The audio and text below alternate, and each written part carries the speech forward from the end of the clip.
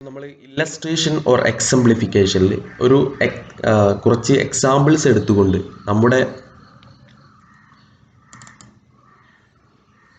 നമ്മുടെ ആ ഒരു കാര്യം നമ്മൾ സമർത്ഥിക്കാൻ വേണ്ടി നമുക്ക് കുറച്ച് എക്സാമ്പിൾസ് എടുക്കാം ആദ്യം, എന്നിട്ട് അതിനെ കൺക്ലൂഡ് ചെയ്യാം.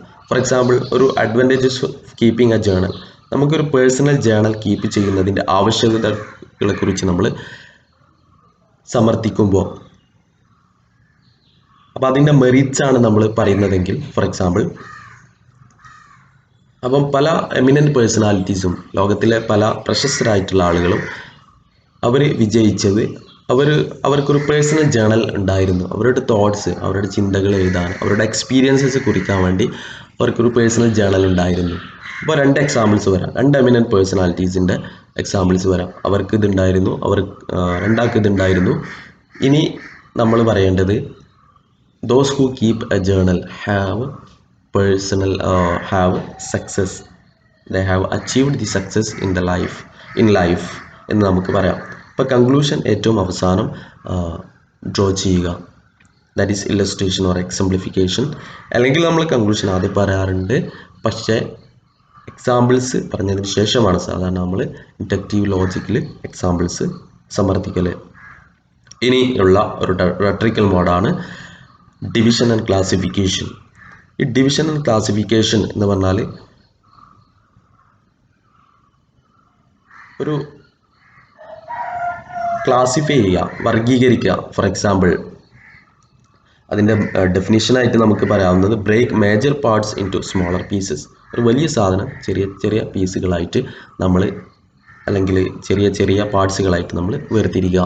ഫോർ എക്സാമ്പിൾ, നമുക്കറിയാം നമ്മളെ ഡിഗ്രി തന്നെ പലതരത്തിലുണ്ട്. ഡിഗ്രി BA ഉണ്ട്. BAയുടെ സബ് പാർട്സ് ആയിട്ട് നമുക്ക് BA English, BA journalism, BA mass communication journalism, BA sociology, BA history, etcetera. അപ്പോൾ ഒരുപാട് BAകളുണ്ട്. അതുപോലെ തന്നെ BSCയുടെ കേസസിലാണെങ്കിൽ BSc physics, BSc chemistry, BSc psychology, BSc mathematics, etcetera. അപ്പോൾ അത്തരം കാര്യങ്ങളുണ്ട്. അപ്പോൾ ഡിഗ്രിയുടെ കേസസിൽ അതിനെ നമ്മൾ വർഗീകരിക്കുകയാണെങ്കിൽ BA, BCom, BBA, BSc, etcetera. അപ്പം അതിനെയാണ് നമ്മൾ ഡിവിഷൻ ആൻഡ് ക്ലാസിഫിക്കേഷൻ എന്ന് പറയുന്നത്. ഇപ്പോൾ പോയിംസിൻ്റെ കേസ് എടുക്കുകയാണെങ്കിൽ അതിന് എലിജീസ്, വിലാപകാവ്യങ്ങളായിട്ടും ലിറിക്സ് ആയിട്ടും സോണറ്റ് 14 വരികളുള്ള പോയിംസ് ആയിട്ടും ഒക്കെ നമ്മൾ ഡിവൈഡ് ചെയ്യുന്നുണ്ട്. പിന്നെ നമുക്ക് വർഗീകരിക്കാവുന്ന ഒരു ടോപ്പിക്കാണ് ഫിസിക്കൽ ആക്ടിവിറ്റീസ് ഫോർ ഫിറ്റ്നസ്. ഏതൊക്കെയാണ് ഫിസിക്കൽ ആക്ടിവിറ്റീസ് നമ്മുടെ ഫിറ്റ്നസ് കൂട്ടാൻ വേണ്ടി. So this is all about division and classification. Next we are going to look at process analysis. Process analysis എന്ന് പറഞ്ഞാൽ നമുക്കറിയാം ഹൗ ടു ഡു സംതിങ്, ചില കാര്യങ്ങൾ എങ്ങനെ ചെയ്യണം, ഒരു പെർട്ടിക്കുലർ തിങ് എങ്ങനെ ചെയ്യണം എന്നുള്ള കാര്യങ്ങൾ, അതിനാണ് പ്രോസസ് അനാലിസിസ്. ഒരു പ്രക്രിയ എങ്ങനെ ചെയ്യണം, how to repair a watch, അതെങ്ങനെ ചെയ്യണം, സ്റ്റെപ്പ് ബൈ സ്റ്റെപ്പായിട്ട് ചെയ്യണം എന്നുള്ളതാണ് പ്രോസസ് അനാലിസിസിൽ നോക്കുന്നത്. ഇത് ക്രൊണോളജി, ഒരു ഇമ്പോർട്ടൻ്റ് ആയിട്ടുള്ള കാര്യങ്ങൾ അത് ക്രൊണോളജി രൂപത്തിലാണ്, അല്ലെങ്കിൽ ആരോഹണ ക്രമത്തിൽ, അതായത് ആദ്യം ചെയ്യേണ്ട കാര്യങ്ങൾ ഇത്, പിന്നെ ചെയ്യേണ്ടത് ഇത്, എക്സെട്ര. അങ്ങനെ കുക്കറി ഷോകളൊക്കെ നമ്മൾ കാണാറുണ്ട്. അപ്പോൾ അതിൽ ട്രാൻസിഷൻ ഫ്രേസസ് ആണ്. ആഫ്റ്റർ ദീസ്, അഡീഷണലി, കുക്കറി ഷോകളൊക്കെ നമുക്ക് കാണാറുണ്ട്. നമ്മൾ ഇതിന് ശേഷം അതിടുക എന്ന്, അതുപോലെയുള്ള കാര്യങ്ങളാണ് പ്രോസസ് അനാലിസിസിൽ ചെയ്യുന്നത്. പിന്നെ അഡീഷണലി, കൂട്ടത്തിൽ അതും ഇടുക. ഫോർ ദി ഫസ്റ്റ് സ്റ്റെപ്പ്, ആദ്യത്തെ സ്റ്റെപ്പിൽ ഡ്യൂറിങ് ദ ടൈം, ഈ ഒരു സമയത്തിൻ്റെ ഉള്ളിൽ, ഇനീഷ്യലി, ആദ്യമായിട്ട്. അപ്പോൾ ഇത് സ്റ്റെപ്പ് ബൈ സ്റ്റെപ്പാണ് നമ്മൾ പ്രോസസ് അനാലിസിസിൽ ചെയ്യുന്നത്. അപ്പോൾ ഇത് രണ്ട് തരത്തിലുണ്ട്, ഡയറക്ഷണൽ ആൻഡ് ഇൻഫർമേഷൻ. ഡയറക്ഷൻ എന്ന് പറഞ്ഞാൽ സ്റ്റെപ്പ് ബൈ സ്റ്റെപ്പായിട്ട് ചെയ്യുന്ന കാര്യങ്ങൾ, അത് നമുക്ക് നമ്മൾ ചെയ്യേണ്ട കാര്യങ്ങൾ, അല്ലെങ്കിൽ നമുക്ക് ആഗ്രഹമുള്ള കാര്യങ്ങൾ, മറ്റുള്ളവരാൽ എഴുതപ്പെട്ട കാര്യങ്ങൾ, അത് നമുക്ക് അവരുടെ എക്സ്പീരിയൻസിൽ നിന്നും നമുക്ക് പറഞ്ഞു തരികയാണ്. അപ്പോൾ അത്തരം കാര്യങ്ങൾ ഡയറക്ഷണൽ പ്രോസസ് അനാലിസിസ് എന്ന് പറയുന്നത്. ഡയറക്ഷനിൽ വരുന്നത് യൂസർ മാനുവൽ ഫോർ ഗാഡ്ജറ്റ്സ്. നമ്മൾ പല എക്യുപ്മെൻറ്റ്സും വാങ്ങുമ്പോൾ അതിൻ്റെ മാനുവൽസ് ഉണ്ടാവാറുണ്ട്. Cookbook, textbook, how to repair a watch, എങ്ങനെയാണ് ഒരു എർത്ത് കേക്ക് ഉണ്ടായാൽ അതിനെ സർവൈവ് ചെയ്യുക, അതിനെ സ്റ്റെപ്പ് ബൈ സ്റ്റെപ്പായിട്ട് പറയാം. How to write an essay, ഒരു എസ്സേ എങ്ങനെ എഴുതണം എന്നൊക്കെ ഡയറക്ഷനിലാണ് വരുന്നത്. നേരെ കുറിച്ച് ഇൻഫർമേഷനിൽ എങ്ങനെയാണ്, for example how car engine works, അത് നമുക്ക് വിദ്യാഭ്യാസം തരാം. അല്ലെങ്കിൽ ബോത്ത് ആർ എഡ്യൂക്കേഷൻ, ബട്ട് ഇൻഫർമേഷനിൽ നമുക്ക് കൂടുതൽ ഇൻഫർമേഷൻ പ്രൊവൈഡ് ചെയ്യുക എന്നുള്ളതാണ്. ഇപ്പോൾ ഒരു കാർ എൻജിൻ എങ്ങനെ വർക്ക് ചെയ്യുന്നു, കമ്പ്യൂട്ടർ എങ്ങനെ വർക്ക് ചെയ്യുന്നു, എങ്ങനെയാണ് ബീസ് ഹണി ഉണ്ടാക്കുന്നത്, തേൻ ഉണ്ടാക്കുന്നത്, എങ്ങനെയാണ് എയറോപ്ലെയിൻസ് പറക്കുന്നത്, ഇതൊക്കെയാണ് ഇൻഫർമേഷനിൽ നമ്മൾ നോക്കുന്നത്. ഇനി compare and contrast, comparison and contrast എന്നുള്ള റെട്രിക്കൽ മോഡാണ്. ഇതിൽ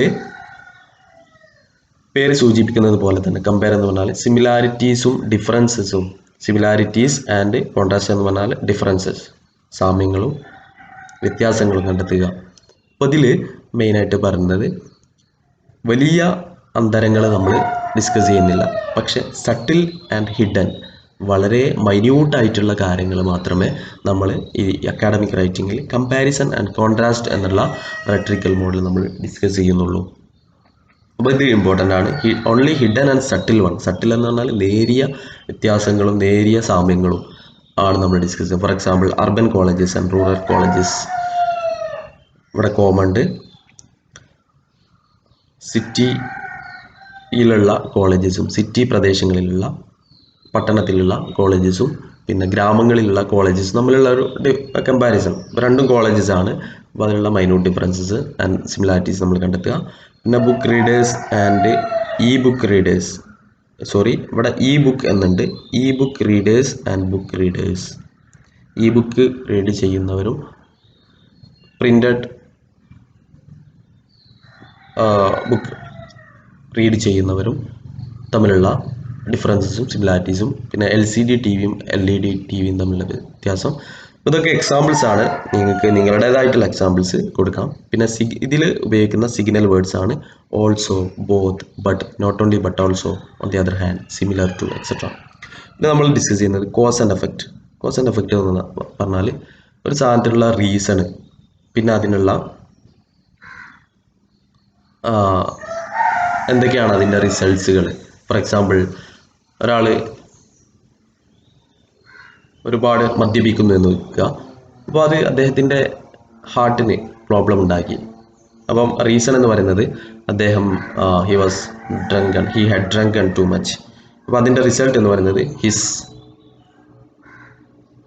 ഹിസ് ബോഡി ബിക്കെയിം വീക്ക്, അല്ലെങ്കിൽ ഹിസ് ഹാർട്ട് ബിക്കെയിം വീക്ക് എന്നുള്ളതാണ് അതിൻ്റെ റിസൾട്ട്. അപ്പോൾ അത് ഒരു എയും ബിയും തമ്മിലുള്ള റിലേഷൻസ് തമ്മിൽ കാണിക്കുക, എന്നിട്ട് അതിൻ്റെ ക്ലിയർ ലോജിക്കോട് കൂടി അതിൻ്റെ കാര്യകാരണങ്ങൾ അന്വേഷിച്ചുകൊണ്ട് വൈ എന്നുള്ളതിൻ്റെ ആൻസറാണ് നമ്മൾ കോസ് ആൻഡ് എഫക്റ്റ് എസ്സേയിൽ അല്ലെങ്കിൽ റൈറ്റിങ്ങിൽ നമ്മൾ ഉപയോഗിക്കേണ്ടത്.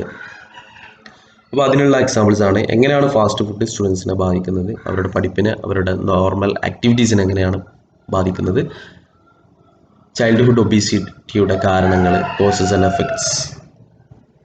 ഇനി നെക്സ്റ്റ് നമ്മൾ നോക്കാൻ പോകുന്നത് ഒരു എസ്സേ പ്ലാൻ ചെയ്യുമ്പോൾ അതിൻ്റെ പ്രോസസ് ഓഫ് റൈറ്റിംഗ്, അതിൻ്റെ ഡിഫറെൻറ്റ് സ്റ്റെപ്സ്, 3 ഡിഫറെൻറ്റ് സ്റ്റെപ്സ് ആണുള്ളത്. അതിലൊരുപാട് സബ് ടോപ്പിക്സും ഉണ്ട്. അപ്പോൾ അത് എക്സാം പോയിന്റ് ഓഫ് വ്യൂവിൽ വളരെ ഇമ്പോർട്ടൻ്റ് ആണ്. കഴിഞ്ഞ എക്സാമിന് ഇതൊരു എസ്സേ ക്വസ്റ്റ്യൻ ആയിട്ടുണ്ടായിരുന്നു. സോ ഫസ്റ്റ് സ്റ്റെപ്പ് എന്ന് പറയുന്നത് പ്രീ റൈറ്റിംഗ്, റൈറ്റിങ്ങിൻ്റെ മുന്നേ. പ്രീ എന്ന് പറഞ്ഞാൽ മുന്നേ, പോസ്റ്റ് എന്ന് പറഞ്ഞാൽ ശേഷം. അപ്പം എഴുതുന്നതിന് മുന്നേ നമ്മൾ ടോപ്പിക്ക് തറവായിട്ട് അണ്ടർസ്റ്റാൻഡ് ചെയ്യണം, അതിൻ്റെ പേർപ്പസ്, അതിൻ്റെ ഉദ്ദേശം, അത് ഏത് തരം ഓഡിയൻസ് ആണ് അത് റിസീവ് ചെയ്യുക എന്നുള്ളത് നമ്മൾ മുൻകൂട്ടി കാണണം. പിന്നെ ബ്രെയിൻ സ്റ്റോമിങ്, പ്രീ റൈറ്റിങ്ങിൽ വരുന്ന ഒരു ടെക്നിക്കാണ് brainstorming, clustering or mind mapping എന്നുള്ളതൊക്കെ. അപ്പോൾ ഇതെന്താണെന്ന് നമുക്കറിയാം, ഡിസ്കസ് ചെയ്യാം. ബ്രെയിൻ സ്റ്റോമിങ് എന്ന് പറഞ്ഞാൽ ഒരു മെയിൻ ഐഡിയ നമ്മൾ ഒരു പേജിൽ എഴുതുക, സർക്കിൾ ചെയ്ത് ഒരു വൃത്തത്തിൻ്റെ ഉള്ളിൽ എഴുതുക, എന്നിട്ട് ഒരുപാട് ആരോസ് അപ്പുറം ഇട്ടുകൊണ്ട് അതിൻ്റെ കീവേഡ്സ്, ഇപ്പോൾ ഒരു topic for example social media addiction, അപ്പോൾ അതിനുമായിട്ട് ബന്ധപ്പെട്ട ഒരുപാട് കീവേഡ്സ് നമ്മൾ ആരോസ് ഇട്ടുകൊണ്ട് നമ്മൾ എഴുതുക. അപ്പോൾ ഒരുപാട് പോയിന്റ്സ് അപ്പുറം ആരോസ് ഇട്ടുകൊണ്ട് എൻസർക്കിൾ ചെയ്തുകൊണ്ട് എഴുതുക. That is brain storming.